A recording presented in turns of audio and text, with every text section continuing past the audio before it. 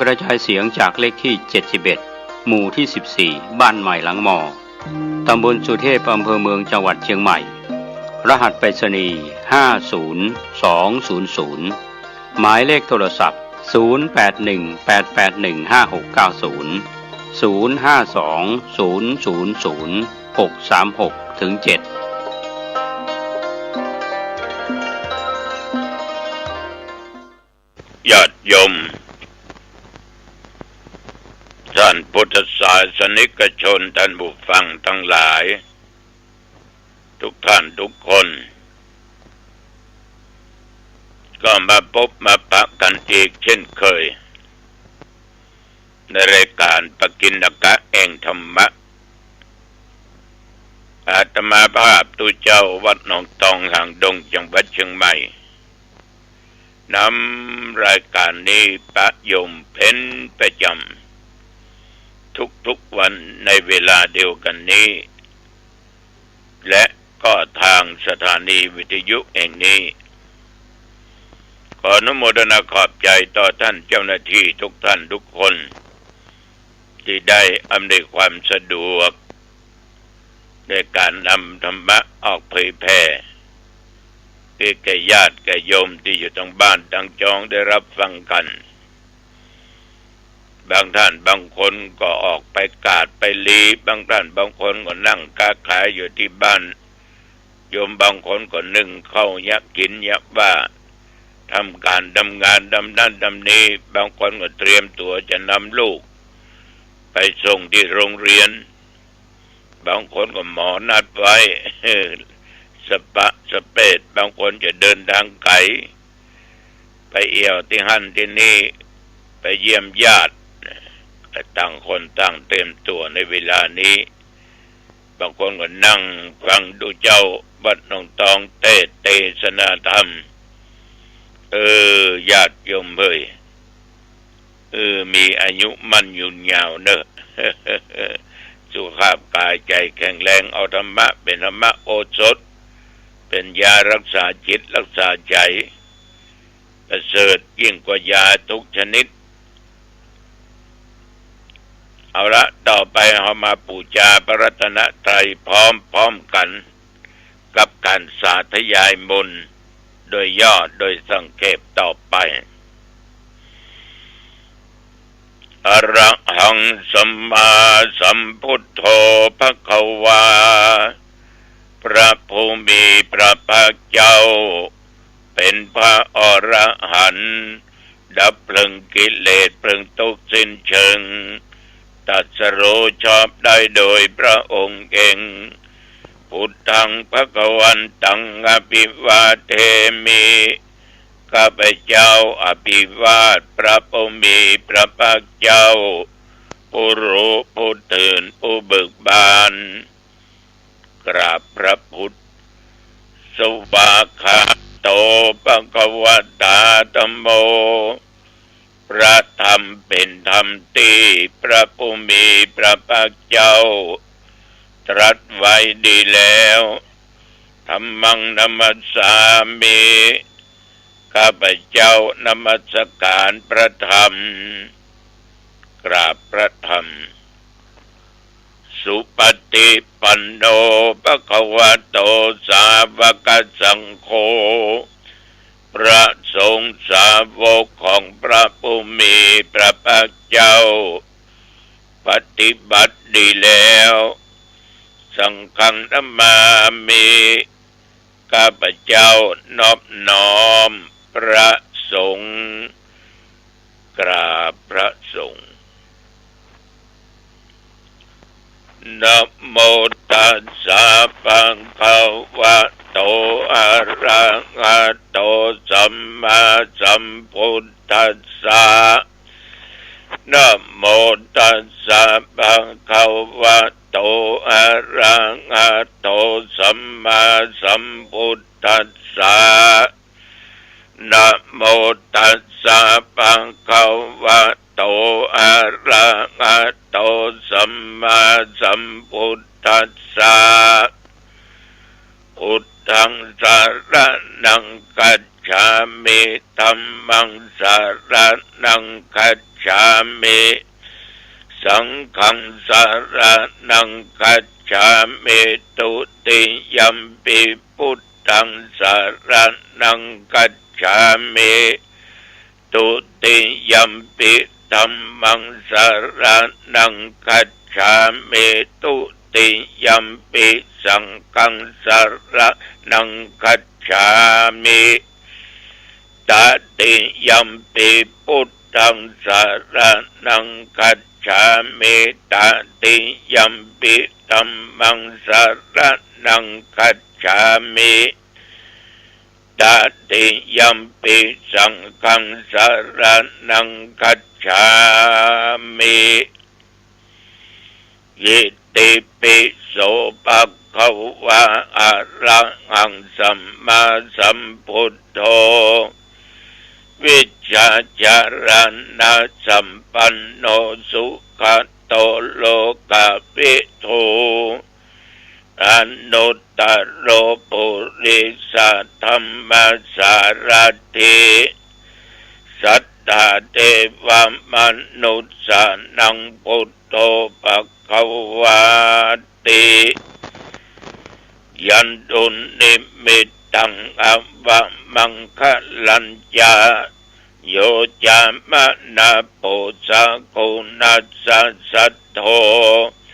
ปะปะคะโอโตสุปินังอะกันตังสังฆานุภาเวนะวินาศเมนโตสวากขาโตภะคะวะตาธัมโมสันติติโกอะกาลิโกเอหิปัสสิโกโอปันนาเยโกปัจจัตตังเบติตโพวินยูหิติยันตุนิมิตตังอวมังคะลัญญาโยจามะนาโพสะกุนัสสะสัทโธปะปะคะโอโตสุปินังอะกันตังธัมมานุภาเวนะวินาศเมนโตสุปฏิปันโนปังคะวะโตสาวกสังโฆโอจุปฏิปันโนปังคะวะโตสาวกสังโฆญาญะปฏิปันโนปังคะวะโตสาวกสังโฆสามิจิปฏิปันโนปังคะวะโตสาวกสังโฆยะติตังจัตตาลิปุริสยุคันนิอัตถปุริสปุคัลลาเอสะภะคะวะโตสาวกสังโฆอาหุนายโยปะหุนายโยทักขินายโยอัญชริกรณิโยอนุตตรังปุญญเกตังโลกัสสาติยันตุนิมิตตังอวมังคะลัญญาโยจามะนาโพสะกุนัสสะสัทโธปะปะคะโอโตสุปินังอะกันตังสังฆานุภาเวนะวินาศเมนโตยะโตหังปักขินิอะเลยะยะจติยะจโตนาปิชานามิสันจิยะปันดังชีวิตาโวโรเปตาเตนะสัจเจนะโสติเตโอตุโสติกัปปัสสะโอจังโคสัตติสังฆโตธัมมันังวิจโยตัฏฐาวิริยัมปิติปัสสติโอจังฆาจัตตถาปะเลสัมมาตุเปกะโอจังฆาส สัตเตเตสัพพทักษินามุนินาสัมปัทกตาภเวตาภังหุลิกตา สังวัตตันติอภิญญายานิพพานายาจะโพธิยาเกเตนะสัจจวัชเชนะโสติเตโอตุสัพพทาเอกัสสมิงสัมมาเยนะโทมุขันลานัญจักกัสสปังคิลานิตุเกเตติสวาโพชังเกสัตตะเทสัญเยเตจัตตังอภินันติโตวาโรคามุจจิงสุตังคะเนเอเตนะสัจจวัชเชนะโสติเตโอตุสัพพทา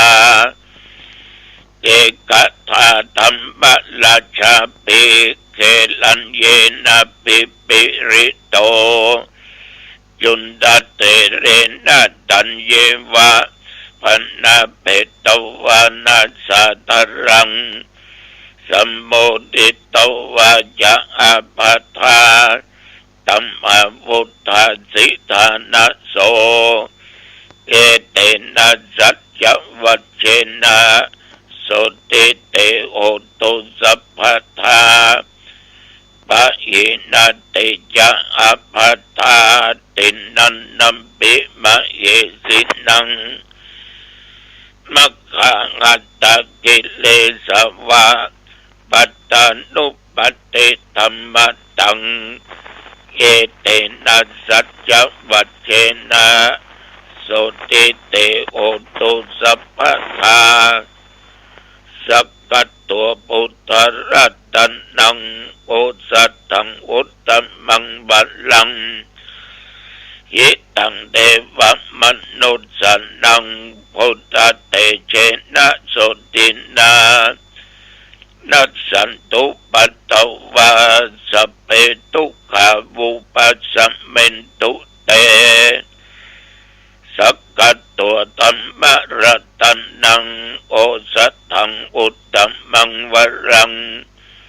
ปัลลิลังอุปัสสมนัง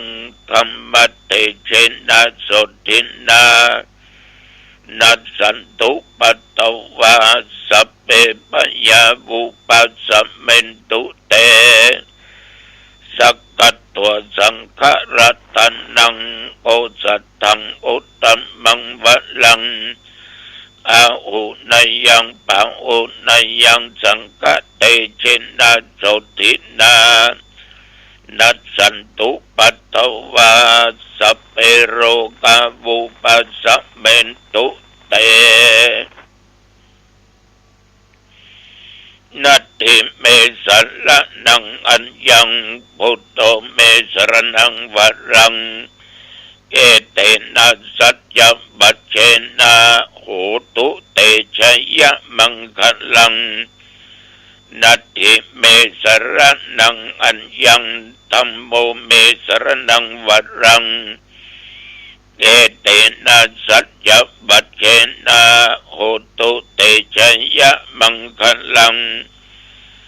นัตติเมสรนังอัญญังสังโฆเมสรนังวรัง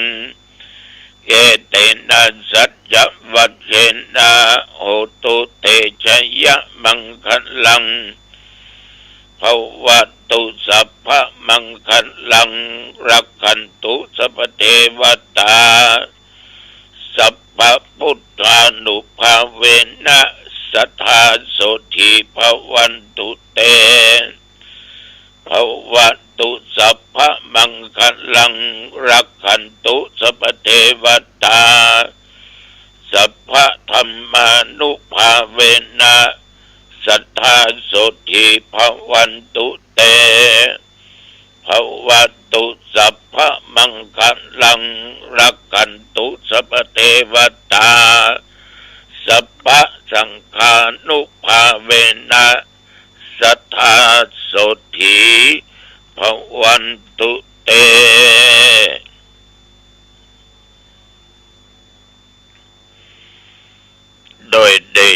นุภาพ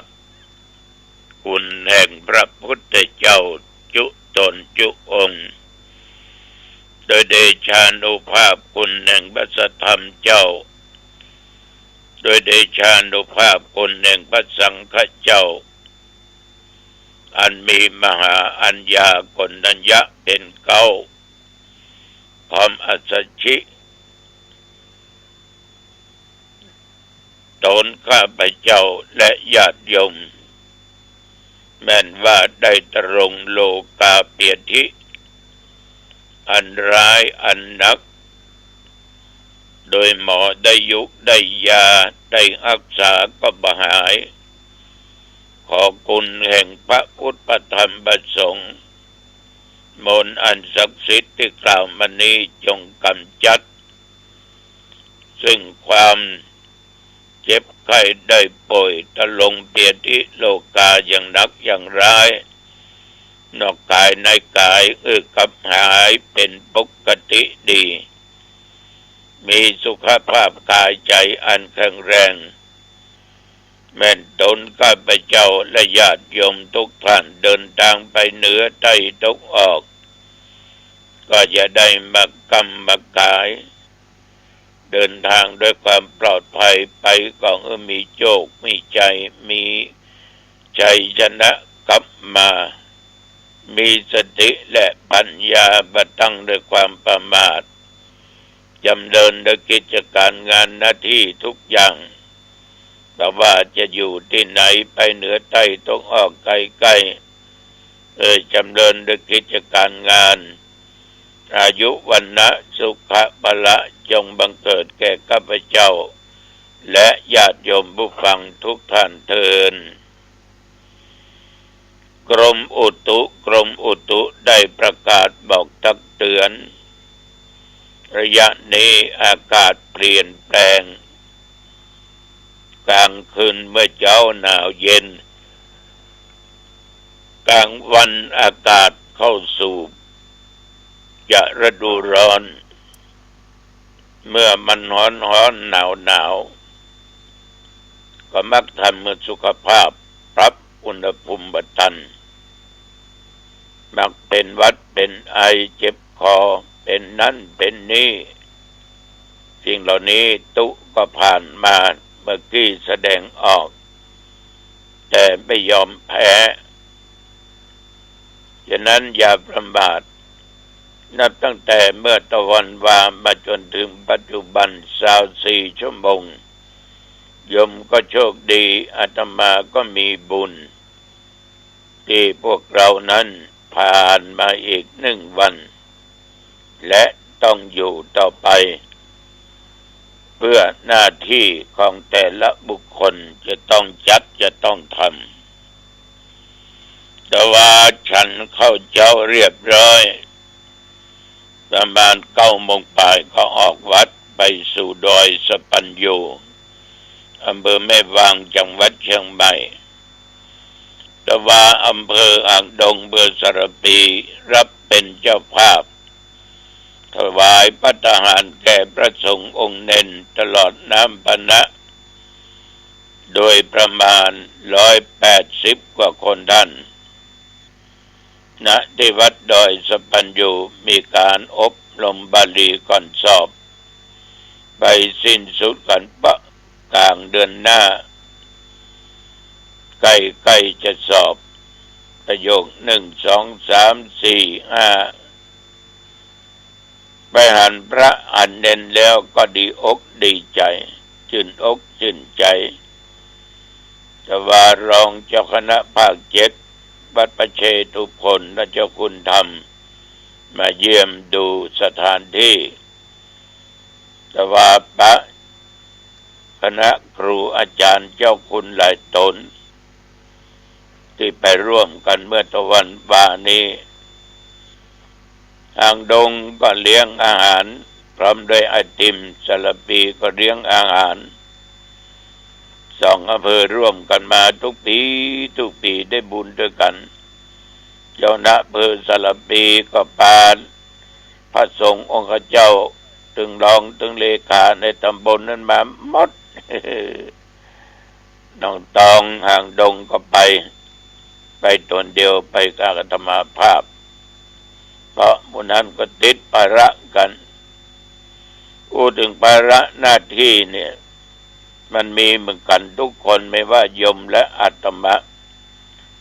แต่หน้าที่สำคัญนั้นเราก็ต้องมองดูว่าอันไหนสำคัญกว่ากันแต่ว่านี่หน้าที่ของเราในฐานะเป็นเจ้าคณะอำเภอต้องมีความรับผิดชอบเลยทิ้งงานกิจนิมนต์มารับทุกอย่างไปปฏิบัติหน้าที่ของตัวเองโดยตรงในฐานะเป็นเจ้าคณะผู้ปกครองจะมอบจะปันหรือแก้ไขก็ไม่ได้เราก็ต้องปฏิบัติตามหน้าที่แต่ว่านี้ก็มีญาติโยมแฟนบันแท้ทั้งบ้านสันพักหวานอ่างดงเนี่ยหลายคนหลายท่านเปิ้นจะไปสวนเปิ้นเตรียมเพิ่มแม่วางก็ไปแวะตานของตานน้ำตานขนมนะตลอดจนอาหารหลายอย่างที่นำไปทานกันไปเปิ้นฟังเสียงจำอันนี้หลวงพ่อวัดหนองตองแม่นก็แม่นพระกุวทรเจ้าเป็นแฟนพันธุ์แท้ ไปปะแฟนพันธุ์แท้นะที่เปิ้นฟังเทศน์ฟังธรรมจากพระเจ้าตอนนี้ขออนุโมทนาเป็นอย่างมากนะโยมเนอเนี่ยบุญไปที่ไหนโดนบันดาลพบปะกันจนได้เลี้ยงเป็นเรียบร้อยแล้วธรรมาก็กลับแต่ว่านี่ก็ไม่ได้ไปไหนละอยู่วัดยังค่ำตลอดจนปัจจุบันนี้ฉะนั้นทุกสิ่งทุกอย่างมันเกิดจากหลักธรรมในทางพุทธศาสนา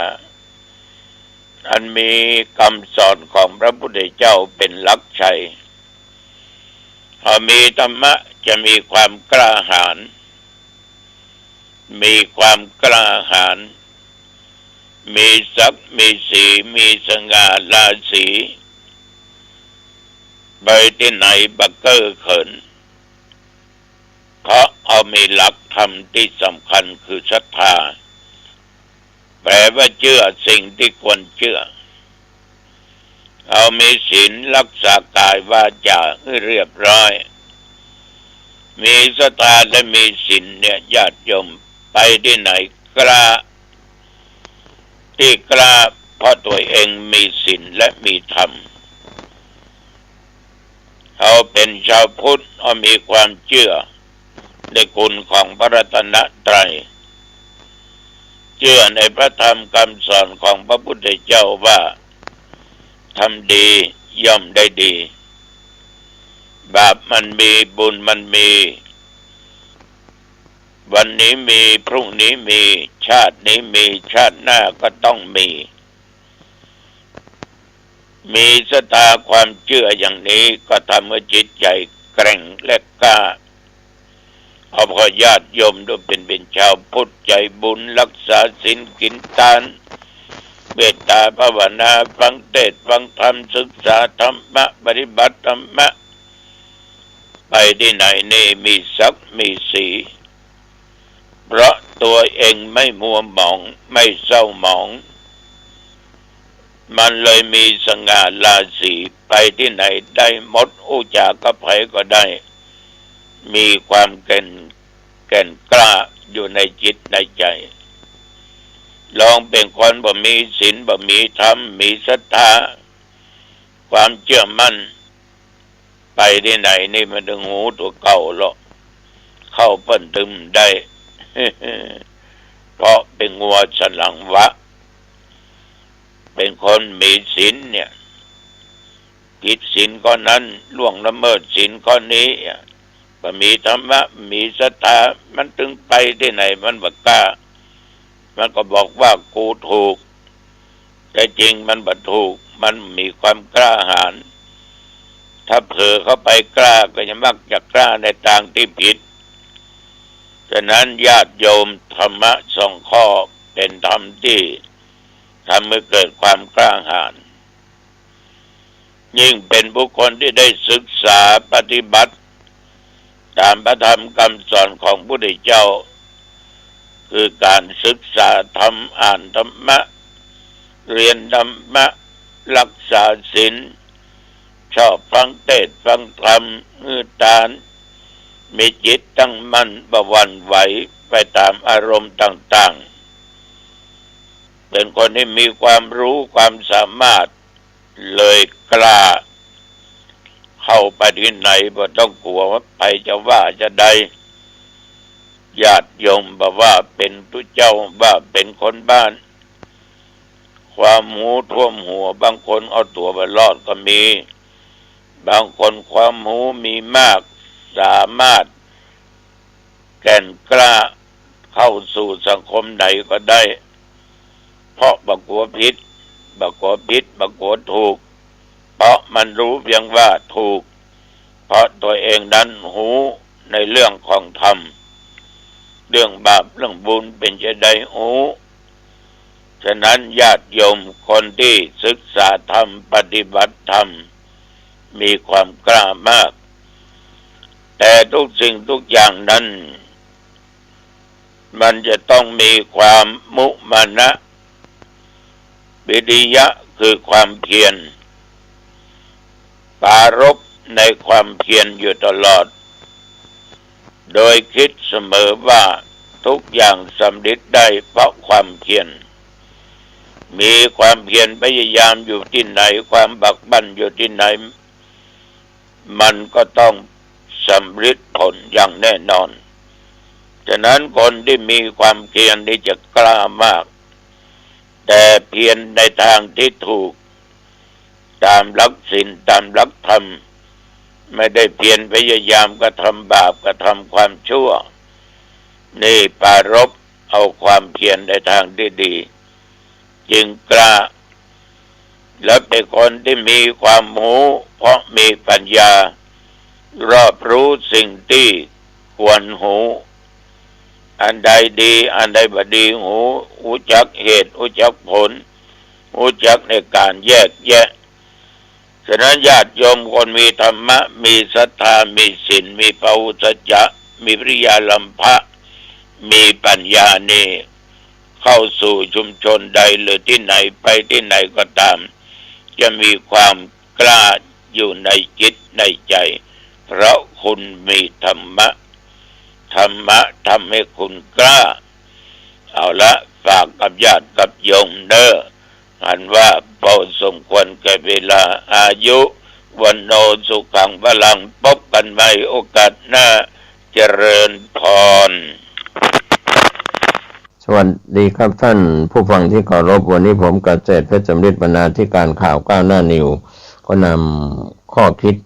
ซึ่งเป็นเรื่องของการเปิดคำทำนายบาเบเป็นการใช้วิจารณญาณของแต่ละคนแต่ละท่านก็มีการเปิดคำทำนายบาวังก้านักพยากรณ์ตา